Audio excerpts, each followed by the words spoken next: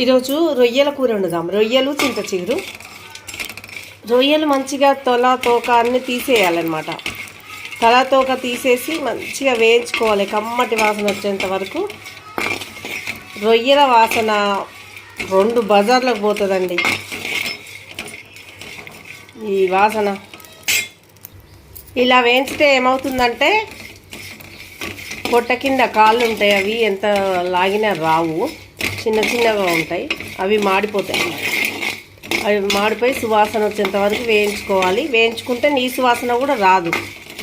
వేగిపోయాయి, stove off చేద్దాం. Stove off చేసినా వేగుతూనే ఉంటాయి, ఎందుకంటే గిన్నె వేడిగా ఉంటుంది కదా. ఇవి పల్చగా ఉంటాయి రొయ్యలు. వేగడం అయిపోయింది. కడాయిలో నూనె పోసాను.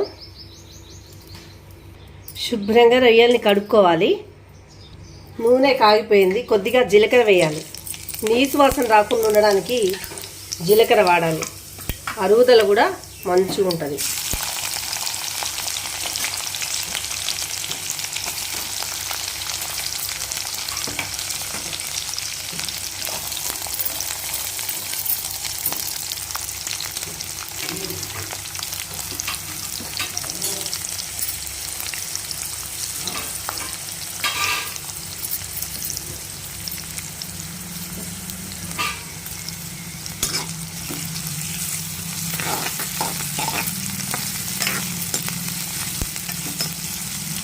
ఇవి మంచిగా వేగనిద్దాం.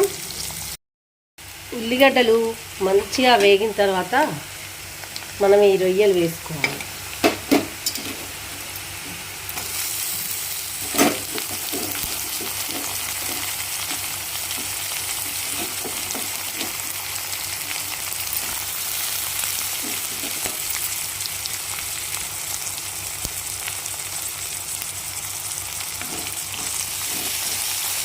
వీటిని నూనెలో వేగనియాలి.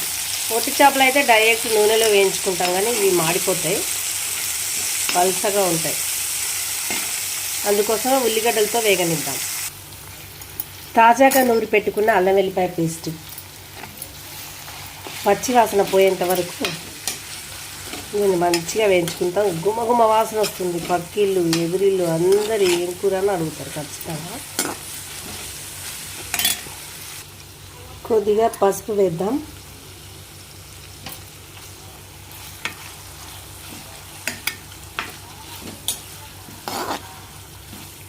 వేగనిద్దాం. వేగిన తర్వాత ఇప్పుడు కూర మంచిగా వేగిపోయింది. ఇప్పుడు చింత చిగురు వేద్దాం. చింత చిగురు వేసేసాం. చింత చిగురు 1 నిమిషం వేగనిద్దాం.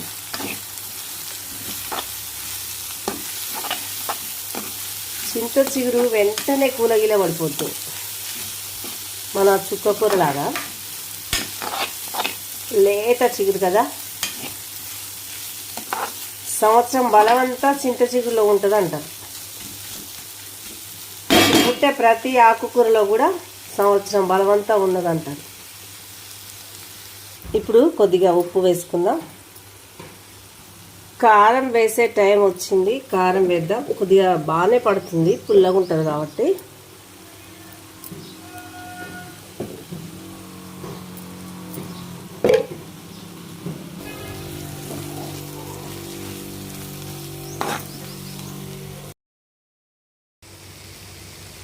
కొద్దిగా కొత్తిమీర వేద్దాం. కూర అయిపోయింది ఇంకా.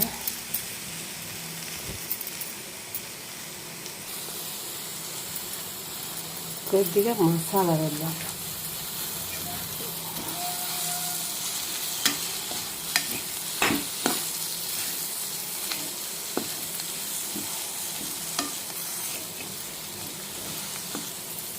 ఎండు రొయ్య చింత చిగురు ఫ్రై అయిపోయింది.